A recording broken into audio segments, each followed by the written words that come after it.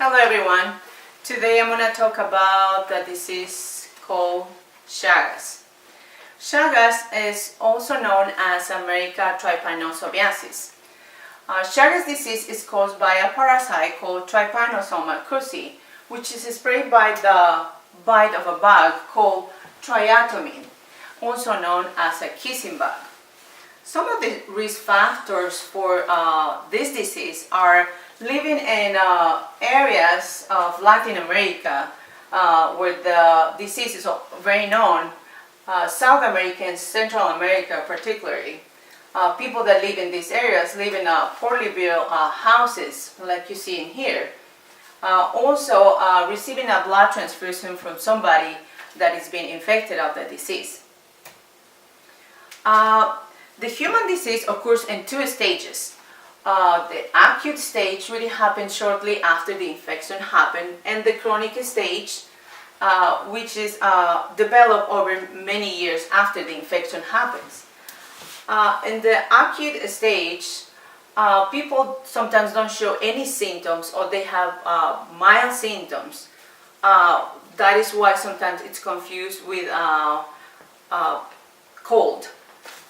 Some of the symptoms will be fever, general ill feeling, then swelling of the eyes, which is called romanas.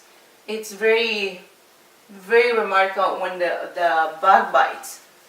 Also, the chronic disease, it affects the nervous system and affects the digestive system, also affects the heart. Some of the symptoms will be constipation, pain in the abdomen, and heart failure.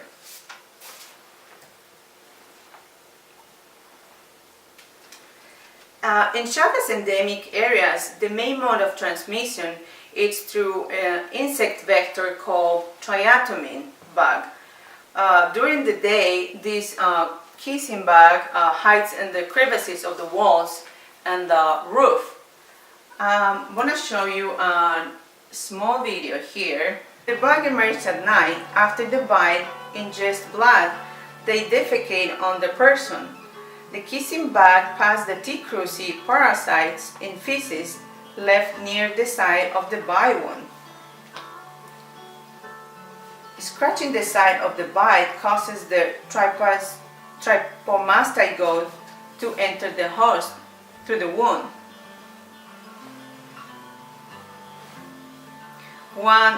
Once they're inside of the host, the trypomastigotes invade the cells.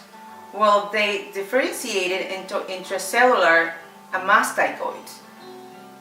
The mastigotes multiply by binary fission and differentiate into trypomastigotes, which are then released into the bloodstream. Chagas disease affects 8 to 10 million people living in endemic Latin American countries, in addition to 300 to 400,000 non-endemic areas, such as Spain, United States, and other countries.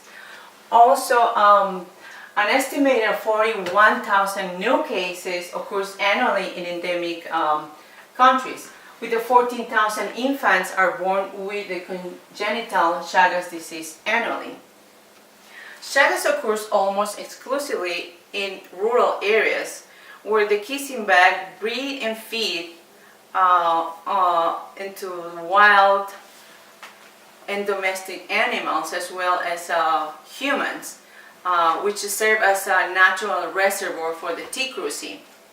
The primary wildlife reservoir for the T. cruzi in the United States are opossums, squirrels, mice, raccoons. Opossums are particularly important for these parasites because the T. cruzi can complete its life cycle in the anal gland of this animal without having to enter the insect vector. The presence of the T. cruzi is diagnostic of Chagas.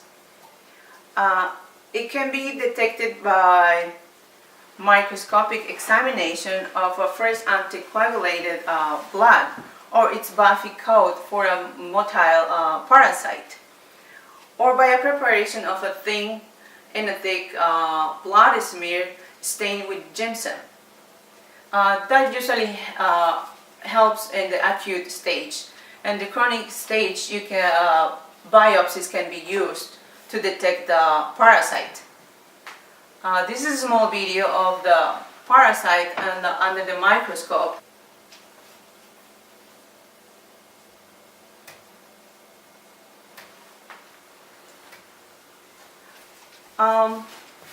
There are two treatment focuses in two aspects. By eliminating the Trypanosoma cruzi using antiparasitic medications, which is usually an acute phase. And then the chronic phase, managing the complications, it will depend on the organ that it's affected and how damaged are these organs. There are no vaccines or preventive medications.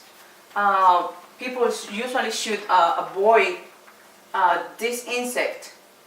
Also improving the house standards of the people that live in these areas, and using bed nets. Also spraying, it's very effective on these bugs. Reducing contamination of food and screening of blood supplies and screening of newborns at risk. Thank you for your time. This is my presentation, and this is Chagas.